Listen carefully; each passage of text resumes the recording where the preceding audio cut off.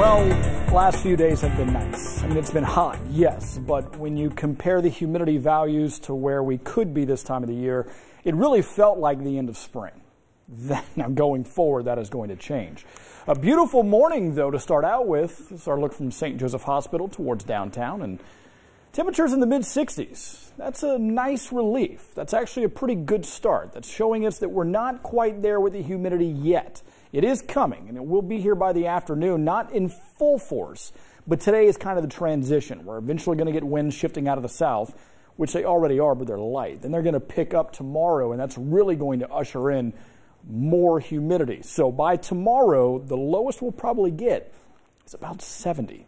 Not much relief from the heat that we're going to be getting in the afternoons. But look at the temperature map. We've got upper 50s like Mount Sterling, Williamsburg. Everybody else low to mid 60s, or if you're out west where there is a little bit more humidity, mid 70s like Louisville right now. The wind chill, really more so the heat index. We'll have to change that for today. Wind chill is used in the winter, heat index in the summer.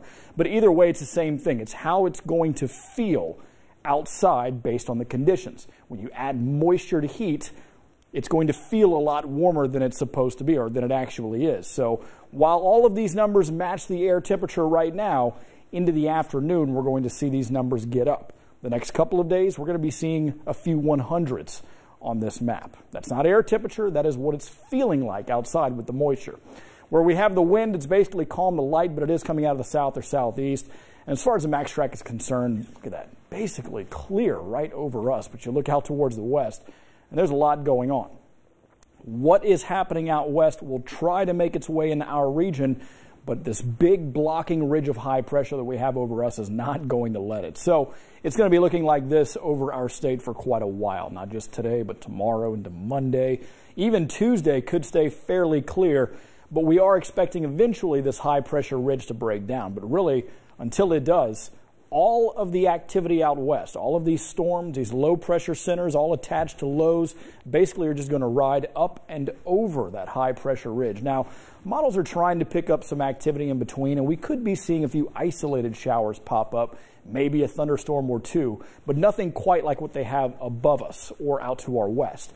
But just be aware that every afternoon there is a small, and I do mean like 5 to 10% chance that you might have a shower or storm roll over. Everyone else, 95%, will stay dry.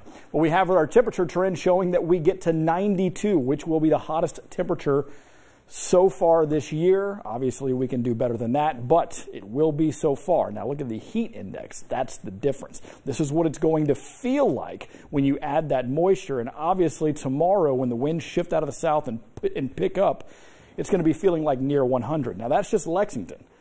Down south, where temperatures will likely get into the mid-90s, we will likely see 100, 101, or 2 on that heat index. That is hot. That is when you want to be indoors as much as possible. Reason being, when you sweat and there's moisture in the air, it takes a lot longer for that moisture to evaporate. So that's why it's going to feel a lot warmer than it should. Either way, though, water is going to be your friend. Make sure you do drink plenty of it. Take frequent breaks.